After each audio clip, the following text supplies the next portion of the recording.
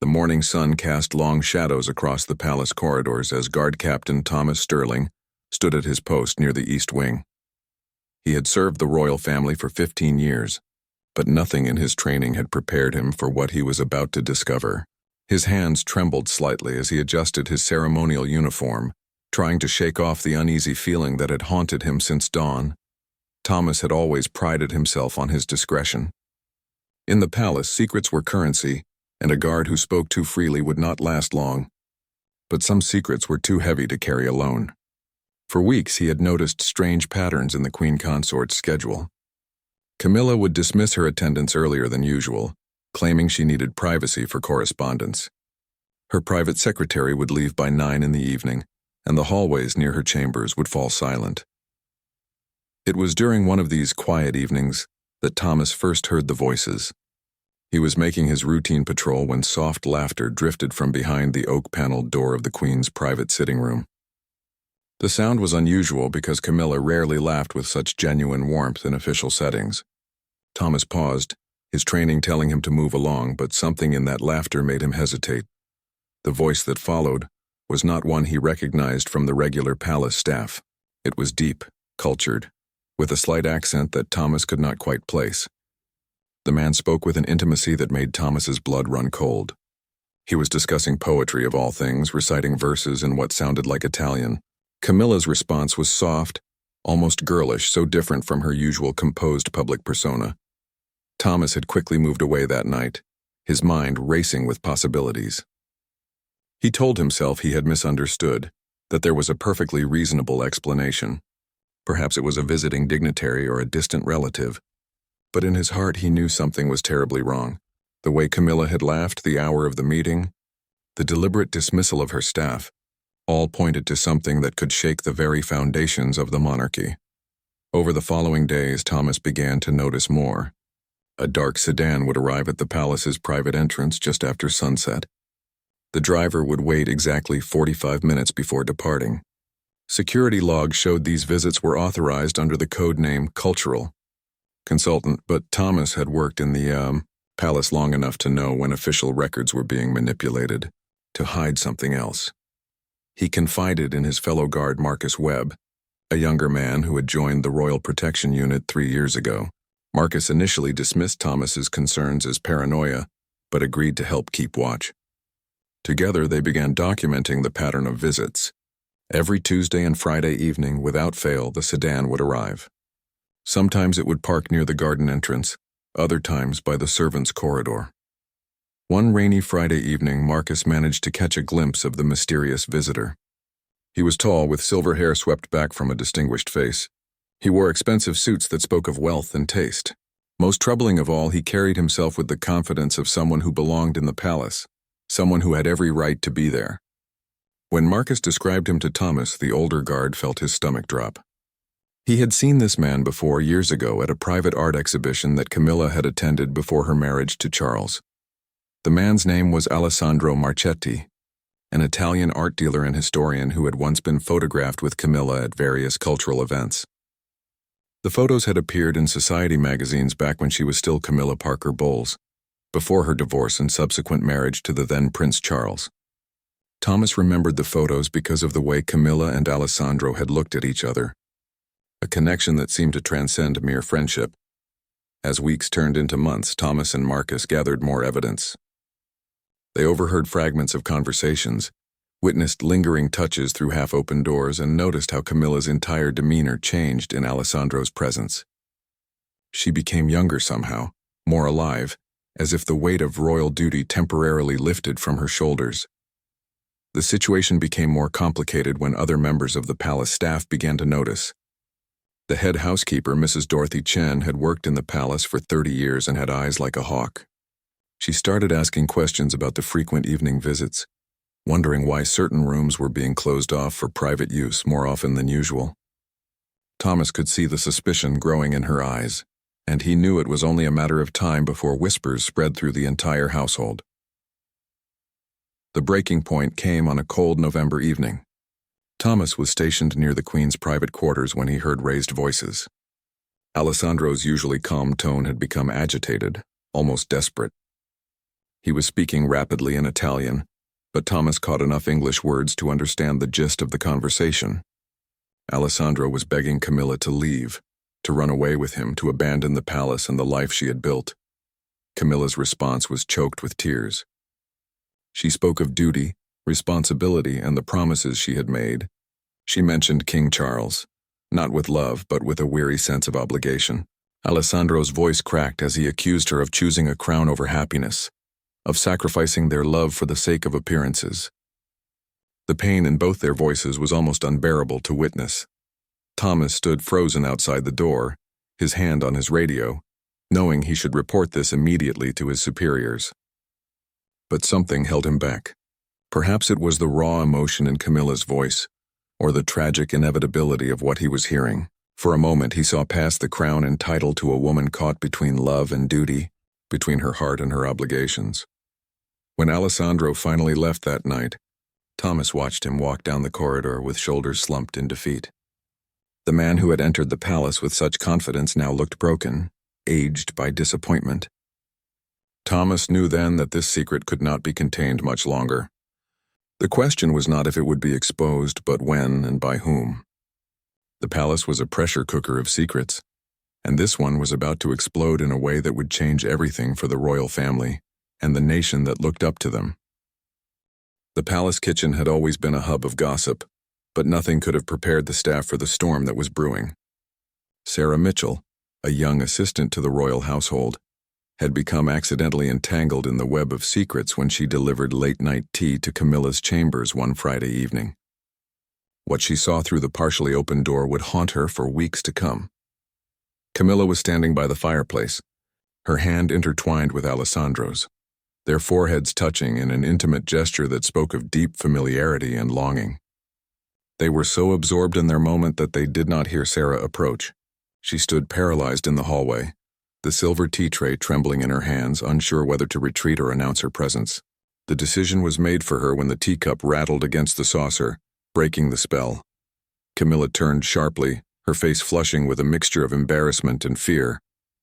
Alessandro stepped back smoothly, transforming his expression into one of polite formality in an instant. Sarah stammered an apology, set down the tray with shaking hands, and fled the room. She spent the rest of the night tossing in her bed, knowing that what she had witnessed could destroy reputations and careers, and possibly bring scandal upon the entire royal family. By morning, Sarah had convinced herself to remain silent. She was just 24 years old, new to palace service and terrified of the consequences of speaking out. But secrets in the palace had a way of spreading like wildfire, especially among the staff who cleaned the rooms, served the meals, and witnessed the private moments that the royals believed were hidden from view.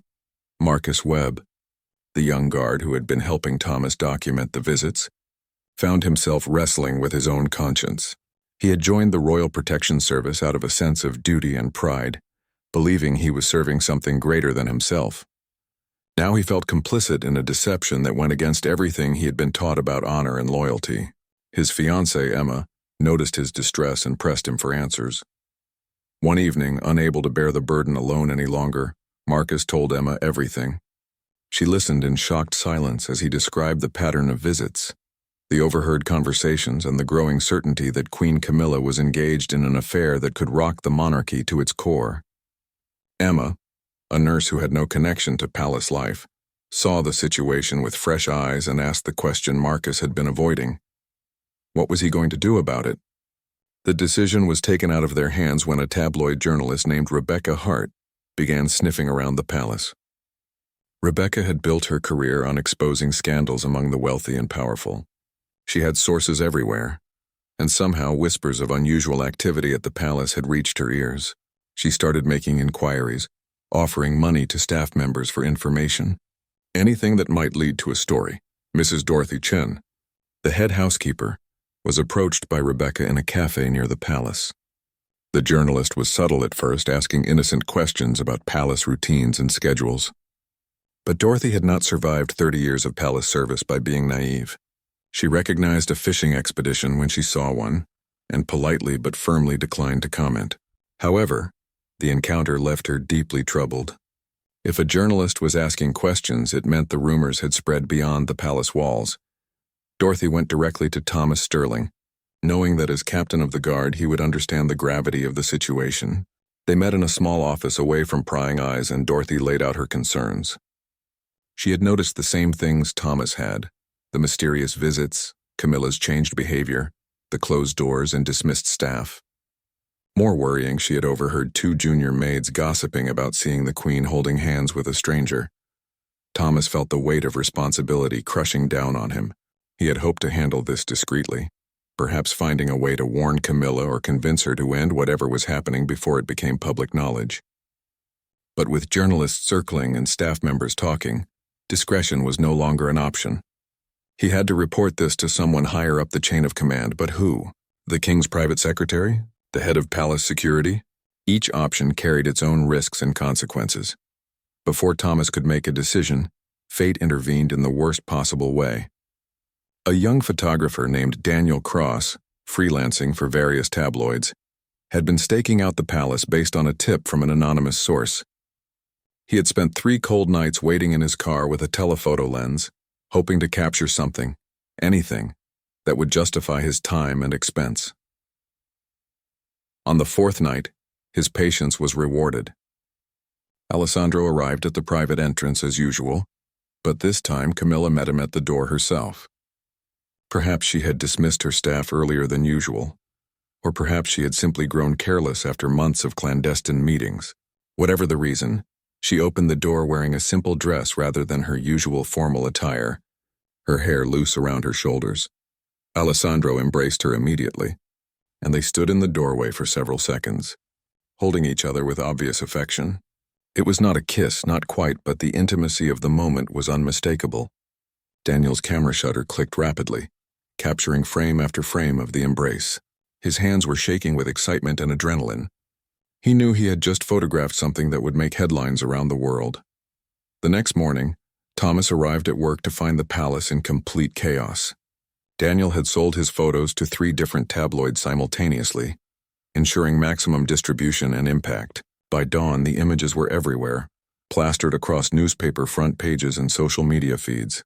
The headlines screamed variations of the same theme: royal scandal, Queen's secret love, palace betrayal. The photograph itself was somewhat ambiguous. It showed an embrace, yes, but not necessarily anything definitively romantic. However, the context and timing were damning. Why was the Queen meeting a man alone at a private entrance late at night? Who was this mysterious silver-haired gentleman? And most importantly, did King Charles know about these meetings? The palace press office went into immediate damage control mode. They released a brief statement identifying Alessandro as a longtime friend and cultural advisor, describing the meeting as perfectly innocent. But the public was not easily satisfied. Social media exploded with speculation, conspiracy theories, and judgmental commentary. Some defended Camilla, others attacked her viciously. The story dominated news cycles, pushing aside every other topic. Inside the palace, the atmosphere became toxic with suspicion and fear. Staff members were interrogated about what they knew and when they knew it. Thomas and Marcus were questioned separately by security officials, asked to explain why they had not reported the unusual activity sooner. Thomas stood by his decision to observe and document rather than immediately reporting, but he could see the disappointment in his superior's eyes. Sarah Mitchell, the young assistant who had witnessed the intimate moment by the fireplace, was also called in for questioning. She broke down in tears, terrified that she would lose her position or worse, become the scapegoat for the entire scandal. She told everything she knew, holding nothing back, hoping that honesty would protect her from the storm that was engulfing everyone around her. The worst moment came when King Charles himself had to be informed of the full extent of the situation. Those who were present at that meeting described his face as ashen, his hands trembling as he looked at the photographs and read the reports. He said very little, but the pain in his eyes spoke volumes. Whatever private understanding he and Camilla had reached in their marriage, this public humiliation was something entirely different. Camilla was summoned to meet with Charles and his closest advisors. The meeting lasted 4 hours, and when she emerged, her eyes were red from crying. She walked through the palace corridors with her head held high, but those who knew her well could see that something inside her had broken. The cost of her secret love was becoming devastatingly clear, and the price was still being calculated. The media frenzy showed no signs of slowing down. Every news outlet from London to Los Angeles had picked up the story, each adding their own spin and speculation. Television programs featured royal experts debating the implications for the monarchy, while social media users dissected every photograph, every past interaction between Camilla and Alessandro, searching for clues they might have missed before. Alessandro Marchetti found himself besieged by reporters outside his London townhouse. He had not anticipated this level of attention, and the sudden spotlight was overwhelming. For years he had lived quietly, running his art gallery and consulting business while maintaining his secret connection with Camilla. Now his face was everywhere, his past relationships examined in excruciating detail, his finances investigated by journalists looking for any hint of impropriety. On the third day after the photographs were published, Alessandro made a decision that would change everything. He called a press conference, much to the horror of palace officials who had been trying desperately to contain the damage. Standing before a room packed with journalists and cameras, Alessandro looked older than his 62 years, the strain of the past days evident in every line of his face. He began by confirming what many had suspected. Yes, he had known Camilla for over 30 years. Yes, they had been close before her marriage to Charles. And yes, they had maintained their friendship throughout the decades, even after she became queen consort. But then Alessandro said something that sent shockwaves through the room. He admitted that their relationship had been more than friendship, that they had loved each other deeply, and that the love had never truly died, despite the passage of time and the demands of royal duty. His voice cracked with emotion as he described the impossible position Camilla had been in, torn between a love that had sustained her emotionally and the duty she owed to the crown and country. He spoke of stolen moments in the palace, conversations that kept them both sane in a world of endless protocol and public scrutiny. He described a woman who had sacrificed her own happiness for the sake of stability and tradition, who had chosen duty over desire at every critical moment. But Alessandro also made it clear that their relationship, while emotionally intimate, had remained within certain boundaries. He would not elaborate on what those boundaries were, leaving the public to speculate. His refusal to provide explicit details only fueled more gossip and debate. Was he protecting Camilla's reputation, or was there more to the story than he was willing to admit? The press conference ended with Alessandro announcing that he was leaving England permanently, returning to his family estate in Tuscany. He stated that he would have no further contact with the Queen, that this chapter of his life was closing forever. The pain in his voice was evident to everyone watching. He was not just leaving a country. He was walking away from the woman he loved, and everyone could see that it was destroying him. Back at the palace, Camilla watched the press conference alone in her private chambers. Tears streamed down her face as Alessandro spoke, each word cutting through her like a knife. She had known this moment would come eventually, that their secret could not be hidden forever, but she had not imagined it would be so public, so painful, so final. When Alessandro announced his departure from England, she felt something inside her shatter completely. King Charles faced his own private hell. The public humiliation was bad enough, but the private betrayal cut far deeper.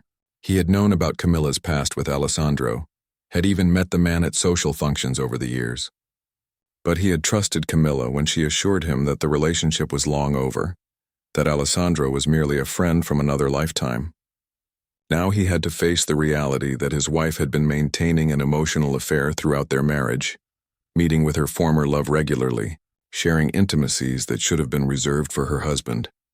The royal advisors pressed for a public statement from Charles, something that would address the situation and begin the process of restoring confidence in the monarchy. Charles refused for 3 days, unable to find words that would not sound hollow or false. How could he defend a marriage that had been built on compromise and duty rather than passion?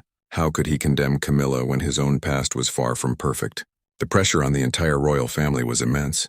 Prince William and Princess Catherine issued a brief statement supporting the king and queen, but privately, William was furious. He had spent years working to modernize the monarchy's image, to make it relevant and respected by younger generations. This scandal threatened to undo all that work, reducing the crown to tabloid fodder and soap opera drama. The British public was divided in their response. Some sympathized with Camilla, seeing her as a woman trapped by circumstances beyond her control. They pointed out that she had never claimed to have a fairy tale marriage with Charles, that everyone knew their relationship had been complicated from the start. Others were harsh in their judgment, calling her unfaithful and unworthy of her position, demanding that she step down or be removed from royal duties. Parliament even became involved, with some members calling for a formal investigation into whether any royal funds or resources had been improperly used to facilitate the meetings between Camilla and Alessandro. The Prime Minister was forced to address the situation, walking a careful line between respecting the monarchy's privacy and acknowledging the public's legitimate concerns about the behavior of their queen. Thomas Sterling watched all of this unfold with a growing sense of guilt and responsibility. Had he done the right thing by documenting the visits? Should he have reported everything immediately when he first became suspicious? Or should he have simply looked the other way, as so many palace staff had done with royal indiscretions throughout history? There were no easy answers, and the weight of his choices pressed down on him every day. Marcus Webb, the younger guard, struggled even more. His fiancée Emma had begun to question whether they should proceed with their wedding, worried that Marcus's involvement in the scandal would follow them throughout their lives. Marcus had been interviewed multiple times by various officials, his testimony recorded and analyzed. He felt used and betrayed, caught up in something far bigger than he had ever imagined. Sarah Mitchell, the young assistant, had been placed on administrative leave pending the outcome of internal investigations. She spent her days at home avoiding the news and social media, trying to pretend that her career was not in ruins at the age of 24. She had done nothing wrong except be in the wrong place at the wrong time, yet she felt tainted by association with the scandal. The palace staff, once a cohesive unit bound by loyalty and tradition, had fractured into factions. Some blamed the guards for not keeping the secret better. Others blamed the household staff for gossiping. A few brave souls quietly defended Camilla, arguing that she was entitled to some measure of private happiness. But most kept their heads down and their opinions to themselves, knowing that in a palace under siege, the safest position was neutrality. Camilla's daily routine became a nightmare of public appearances where every gesture was scrutinized, every expression analyzed for signs of guilt or remorse. She attended a charity function with Charles at her side, both of them smiling stiffly for the cameras while the tension between them was palpable to anyone paying attention. She cut ribbons, gave speeches about causes she supported, and tried to maintain the dignity of her position, even as her personal life was dissected in the global media. At night, alone in her chambers, Camilla would read the letters that Alessandro had sent her over the years. She had kept them all, hidden away in a locked drawer that only she could access. The letters spoke of art and beauty, of places they had traveled together in their youth, of dreams they had once shared. Reading them now felt like torture, but she could not stop herself. They were all she had left of the man who had understood her in ways that no one else ever had. The question everyone was asking, from the palace corridors to the streets of London, was simple but devastating. What happens next? Could the monarchy survive this scandal? Could Charles and Camilla's marriage continue after such a public betrayal? And most importantly, could Camilla herself survive the judgment and condemnation being heaped upon her from all sides? The answers to these questions would determine not just the fate of one woman, but the future of an institution that had endured for centuries. The days following Alessandro's press conference felt like living in the eye of a hurricane. There was a strange, tense calm within the palace walls, but everyone knew that more storms were coming. King Charles had finally emerged from his private chambers to hold a meeting with his most trusted advisors, and what happened in that room would set the course for everything that followed. Charles sat at the head of the long conference table, looking more tired than anyone had ever seen him. His private secretary, Lord Michael Hartley, had compiled a comprehensive report on the situation, including polling data that showed the monarchy's approval ratings had dropped to their lowest point in decades. The numbers were devastating, especially among younger citizens who had already been skeptical about the relevance of the royal family in modern Britain. The discussion that followed was brutally honest. Several advisors argued that Camilla should voluntarily step back from all public duties, at least temporarily, to allow the scandal to cool down. Others suggested that Charles himself should make a televised address to the nation, explaining the situation in his own words, and asking for understanding and forgiveness. A few even whispered about the possibility of a formal separation, though no one wanted to speak that option aloud. Charles listened to everything in silence, his face an unreadable mask. When everyone had finished speaking, he finally opened his mouth and surprised them all. He would not be asking Camilla to step back. He would not be making excuses or asking for sympathy. Instead, he would be standing beside his wife publicly and unequivocally, because that was what marriage meant to him. Not perfection, but commitment. Not fairy tales, but reality. The announcement shocked the nation when it came. Charles appeared on television, not in full royal regalia, but in a simple suit, sitting in a modest room rather than on a throne. He spoke directly to the camera, to the people he served, with a humility and honesty that many had never associated with the monarchy. He acknowledged the pain and disappointment that many felt. He admitted that he and Camilla had an imperfect marriage, one that had been tested by past mistakes and ongoing challenges. But then Charles said something remarkable. He spoke about forgiveness, about the human need for connection and understanding, about the impossible pressures placed on people who lived their entire lives in the public eye. He did not excuse what had happened, but he contextualized it. He reminded people that before she was a queen, Camilla was a woman with feelings and needs and a history that predated her royal role. He asked the nation to remember their own moments of weakness, their own struggles with duty versus desire, and to extend to his wife the same grace they would hope to receive themselves. The speech was not universally well received.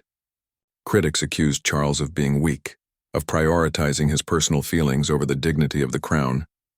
But something shifted in the public consciousness. People began to see Camilla not as a villain in a scandal, but as a human being caught in an impossible situation. The tide of public opinion did not turn completely, but it softened, creating space for a more nuanced conversation about marriage, duty, and the price of royal life. Within the palace, reactions were mixed.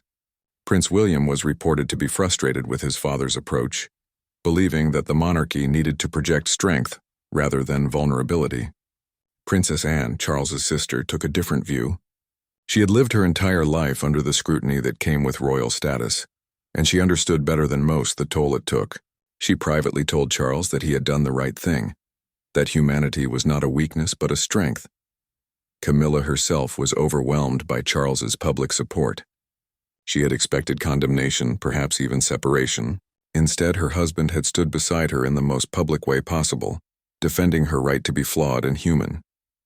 That night, for the first time since the scandal broke, they had a real conversation, not about public relations or damage control, but about their marriage and what it meant to both of them. Charles admitted that he had been hurt by the revelation of her continued connection with Alessandro. Camilla acknowledged the pain she had caused and explained, as best she could, why she had maintained that relationship.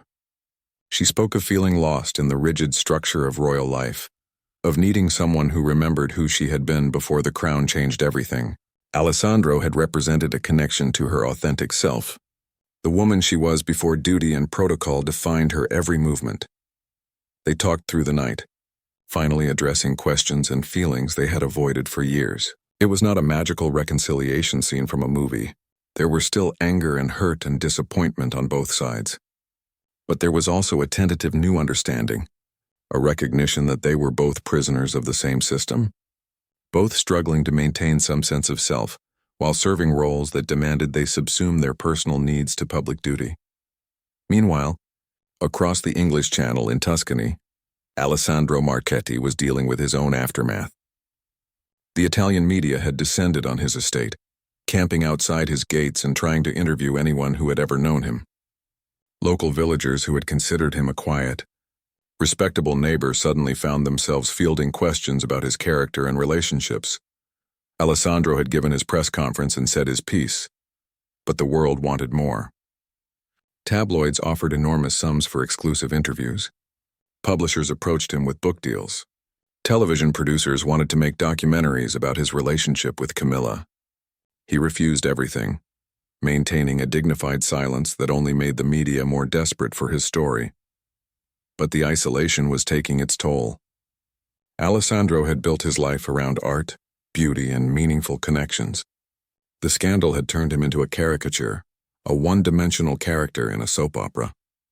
People who had once respected his expertise in Renaissance art now only wanted to know salacious details about his personal life.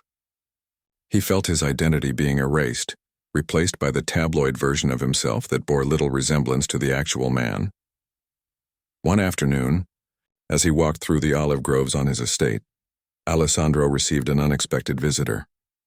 His younger sister, Maria, had flown in from Rome after seeing his press conference. She found him sitting on a stone wall overlooking the valley, looking more defeated than she had ever seen him. Maria did not offer platitudes or false comfort. Instead, she simply sat beside him and held his hand while he finally allowed himself to cry for everything he had lost. Maria had always known about her brother's relationship with Camilla, though he had shared few details over the years. She had watched him maintain hope for decades, believing somehow that circumstances might change, that they might have a chance at a real life together. Now that hope was dead, killed not just by the scandal but by Camilla's choice to stay with Charles, to choose duty and crown over the love they had shared. Back in London, the investigation into how the photographs were obtained continued.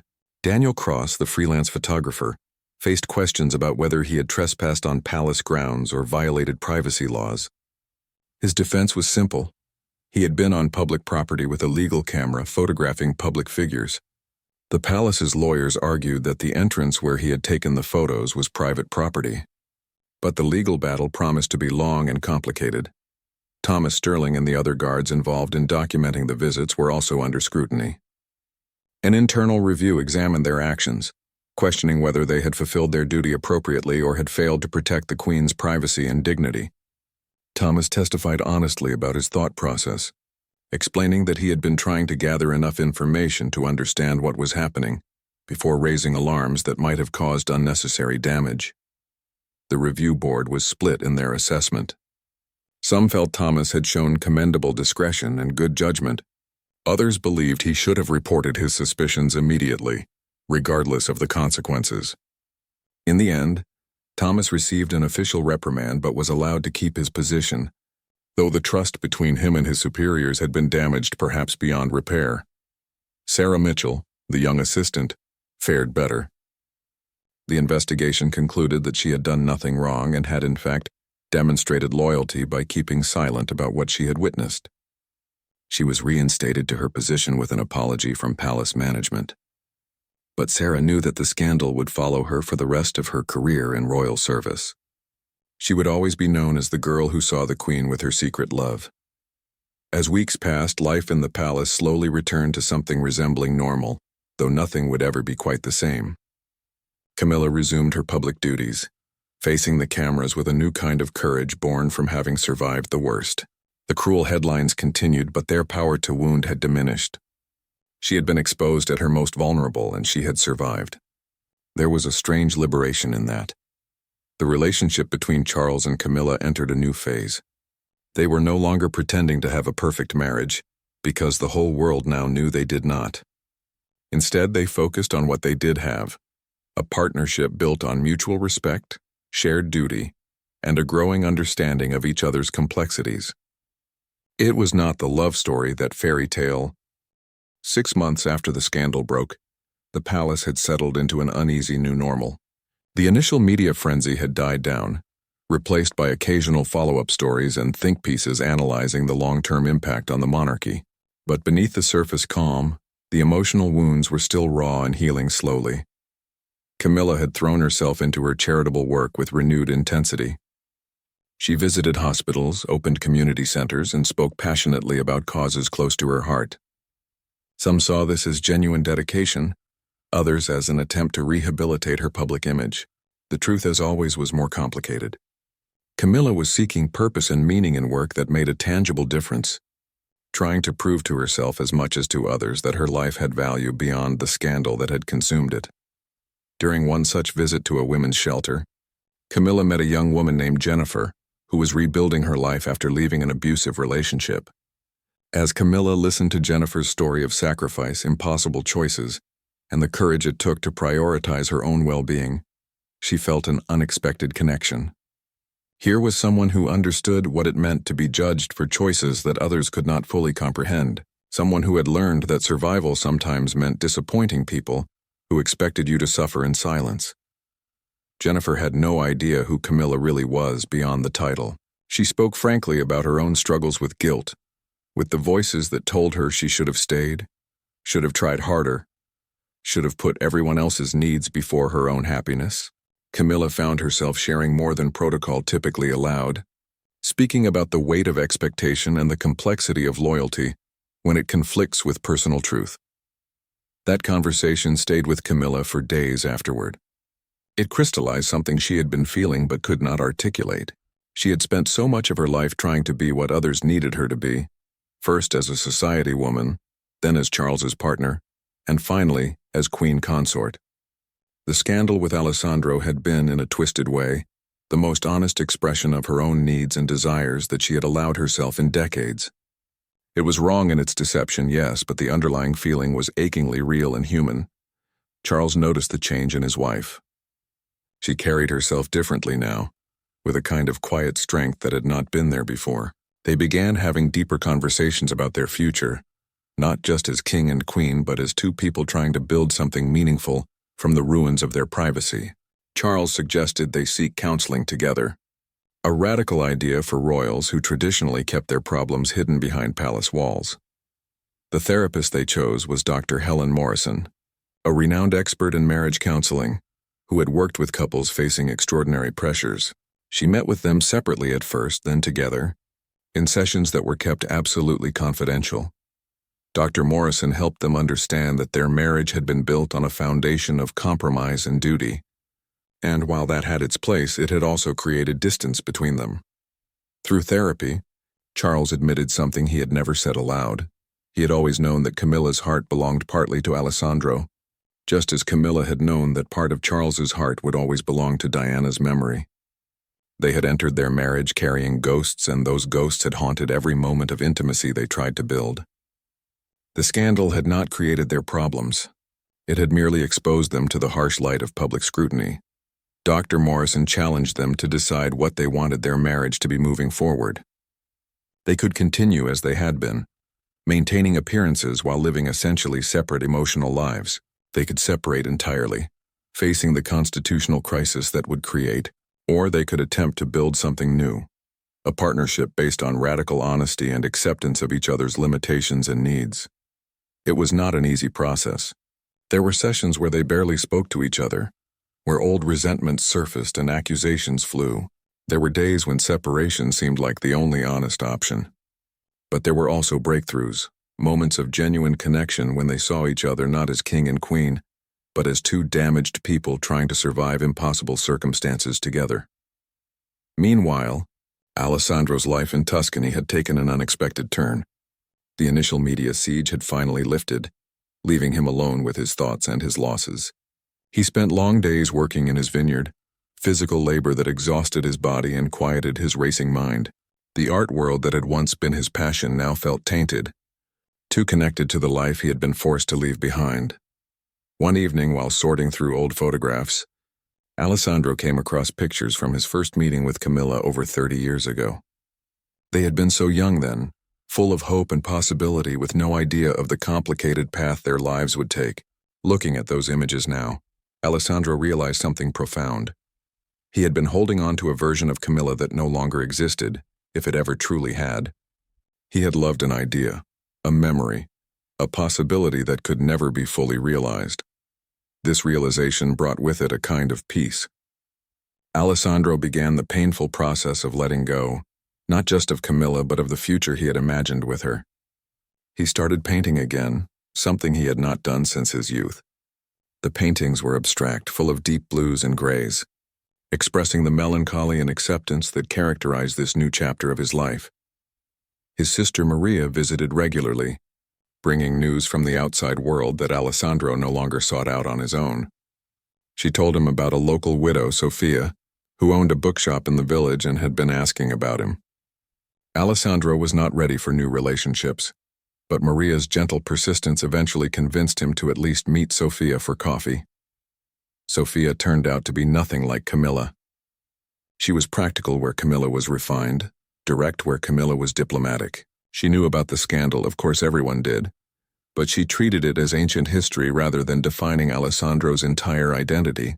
Their coffee meeting turned into weekly conversations, and slowly, carefully, Alessandro began to imagine a different kind of future. Back in London, Thomas Sterling had made a decision. After months of soul-searching and consultation with his family, he requested a transfer out of palace service. The scandal had changed how he viewed his role as a guard. He had seen too much, knew too many secrets, and could no longer maintain the careful neutrality that palace service required. He moved to a position with a private security firm, grateful to leave the impossible tensions of royal service behind. Marcus Webb chose differently. He remained in his position, having concluded that every job came with moral ambiguities and that running away solved nothing. His fiancée Emma had come to understand the pressures he faced, and they moved forward with their wedding plans, deciding to build their life together, despite the complicated circumstances that had tested their relationship. Sarah Mitchell also stayed in palace service, but she requested reassignment to work with Princess Anne instead of in the main household. The Princess Royal appreciated Sarah's discretion and resilience, and Sarah found the change refreshing. Anne's no-nonsense approach to royal duty was easier to navigate than the emotional complexities of the king and queen's household. As the first anniversary of the scandal approached, both the palace and the media prepared for renewed attention.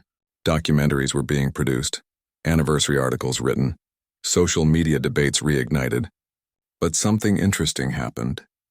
The public appetite for the story had diminished significantly. People were tired of the endless speculation and judgment. They wanted to move on, and surprisingly, they were willing to let Camilla move on too. A poll conducted by a major newspaper showed that while many Britons still disapproved of Camilla's actions, a majority felt that she had been punished enough. There was a growing sense that everyone involved had paid a price for the scandal, that continuing to dwell on it served no productive purpose. The monarchy's approval ratings had stabilized, not at their previous levels but at a sustainable baseline. The anniversary itself passed with relatively little fanfare. Camilla marked the day privately, writing a letter to Alessandro that she would never send. In it, she thanked him for the love he had given her, apologized for the pain she had caused him, and wished him well in whatever life he was building without her. She then burned the letter, watching the words turn to ash, a ritual of closure and release. Charles found her in the garden afterward, her eyes red but her face peaceful. He sat beside her on the bench and they watched the sunset together in comfortable silence. They had not solved all their problems, had not magically fallen deeply in love, had not erased the hurts of the past, but they had found a way to be present with each other, to offer companionship and support, to face their royal duties as partners who understood the cost of the crown they wore. 2 years had passed since the photographs that changed everything. The scandal that once dominated headlines had faded into the background noise of history, one more chapter in the long, complicated story of the British royal family. But for those directly involved, the passage of time had brought changes both profound and subtle, reshaping lives and relationships in ways that no one could have predicted. Camilla stood in her private sitting room, the same room where she had once met Alessandro in secret. The furniture had been rearranged, the paintings changed, as if physical alterations could somehow cleanse the space of its history. She was preparing for a major speech on domestic violence, a cause she had championed with increasing passion. The work had become more than just duty. It had become her redemption, her way of transforming personal pain into public good. The speech went well. Camilla spoke with an authenticity that resonated with her audience. She did not mention her own experiences directly, but there was an unmistakable quality of hard-won wisdom in her words. She spoke about the courage it takes to choose yourself, about the complexity of love and loyalty, about forgiveness both of others and of yourself. The audience responded with sustained applause, not just for a queen doing her duty, but for a woman who had survived public judgment and emerged stronger. After the event, Camilla returned to find a letter waiting for her. It was from Italy, the handwriting immediately recognizable. Her hands trembled as she opened it. The first direct communication from Alessandro in 2 years. The letter was brief, carefully worded to be appropriate should anyone else read it. Alessandro wrote to tell her that he was well, that he had found peace in his life in Tuscany, and that he wanted her to know he held no bitterness or regret. He mentioned Sophia, the widow from the village, carefully describing her as a friend who had helped him find his way back to himself. Reading between the lines, Camilla understood that Alessandro had found something like happiness, or at least contentment. He closed the letter by saying that he would always treasure their years together, but that he had finally accepted that some loves are meant to shape us rather than define us.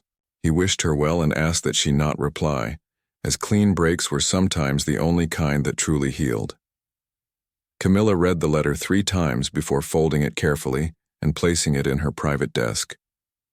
She felt a complex mixture of emotions, relief that Alessandro had found peace, a bittersweet sadness at this final closing of their chapter, and a strange gratitude for the role he had played in her life.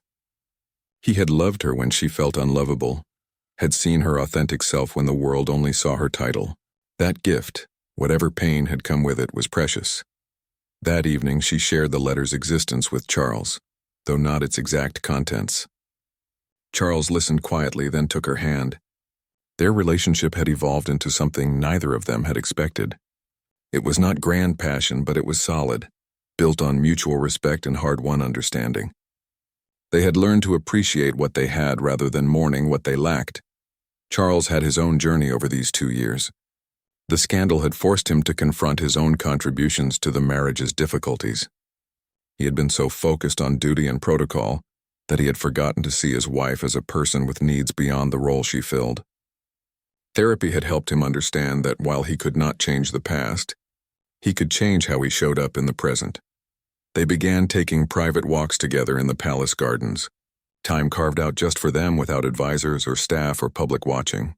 During these walks, they talked about everything and nothing, building the friendship that had always been missing from their relationship. Camilla learned about Charles's fears for the monarchy's future, his hopes for his grandchildren, his private passions that he rarely got to indulge. Charles learned about Camilla's love of literature, her sharp wit that royal protocol usually required her to hide, her surprising knowledge of horse breeding. Prince William had gradually softened his stance toward his stepmother.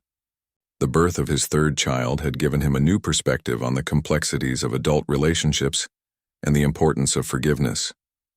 He invited Camilla to spend time with his children, and watching her with them, seeing her genuine warmth and kindness, helped him see past the scandal to the person underneath. They would never have an easy relationship, but they found a respectful coexistence that allowed family gatherings to be pleasant rather than tense.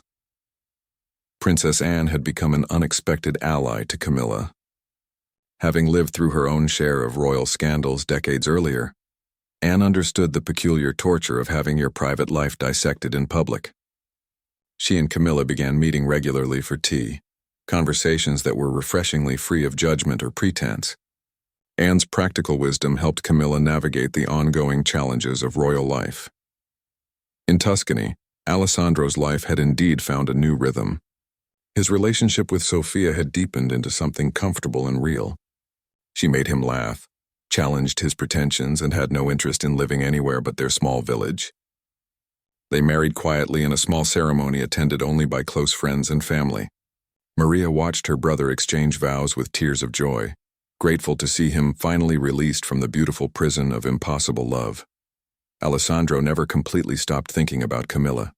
Sometimes, late at night, he would wonder about her life, hope she had found some measure of happiness, but these thoughts no longer consumed him. They were like old photographs, precious but belonging to the past. His life with Sophia was different from what he had imagined with Camilla, but it was tangible, present, real. He had learned that sometimes the loves we can build are more valuable than the loves we can only dream about. Thomas Sterling had thrived in his new career outside the palace. The private security work was less prestigious but infinitely less complicated. He could do his job well without carrying the weight of secrets that could destroy lives. He maintained friendships with a few former palace colleagues, including Marcus Webb, and they occasionally met for drinks and carefully neutral conversation about their time in royal service. Marcus had been promoted to a senior position in palace security. His decision to stay had proven wise, as his steadiness during the crisis had impressed his superiors. He and Emma had married and welcomed their first child, a daughter they named Grace. Marcus sometimes wondered what would have happened if he had made different choices during those crucial weeks. But he had made peace with his decisions. He had done his best in an impossible situation, and that had to be enough. Sarah Mitchell had also flourished after the scandal. Working with Princess Anne, she had developed new skills and confidence. Anne had taken a mentoring role, teaching Sarah how to navigate palace politics while maintaining integrity. Sarah had risen to become one of Anne's most trusted assistants, and the experience had transformed her from a frightened young woman into a capable professional. The photographer Daniel Cross had faced legal challenges over his photographs, but ultimately, the courts ruled in his favor. The pictures were taken from public property, and the subjects were public figures with diminished privacy expectations. Daniel's career had initially soared on the success of his photographs, but he found the experience hollow. The money was good, but he had become known for invading privacy rather than for artistic merit. He eventually shifted his focus to landscape photography, trying to rebuild a career based on beauty rather than scandal. Rebecca Hart, the tabloid journalist who had been investigating the palace, wrote a book about the scandal. It became a bestseller, though palace officials refused to cooperate with her research. The book was surprisingly sympathetic to all parties involved, presenting the scandal not as a simple story of betrayal, but as a complex tragedy of people trying to maintain humanity within an inhuman system. The British public's view of the monarchy continued to evolve. The scandal had damaged the institution's prestige, but it had also made it more relatable. People could see that even kings and queens struggled with the same fundamental human challenges: love, loyalty, desire, and duty. The younger generation particularly appreciated this authenticity, finding the imperfect reality more appealing than the sanitized fairy tale. On a crisp autumn morning, Camilla woke early and walked alone through the palace gardens. The sun was just rising, painting the sky in shades of pink and gold. She thought about the journey that had brought her to this moment, all the choices both wise and foolish, all the pain and joy and everything in between. She thought about Alessandro building his life in Tuscany, about Charles still sleeping in the adjacent room, about the day of public duties that lay ahead. For the first time in years, Camilla felt something close to peace. She had been exposed, judged, and survived. She had lost the secret love that had sustained her, and found unexpected strength in its absence. Her marriage to Charles would never be what romantic stories were made of, but it had depth and honesty that many marriages lacked. They had been forced to tear down the pretty lies and rebuild on a foundation of truth, however uncomfortable. She returned to her chambers to find Charles awake, reading the morning papers. He looked up and smiled, a simple gesture that no longer had to carry the weight of pretense. They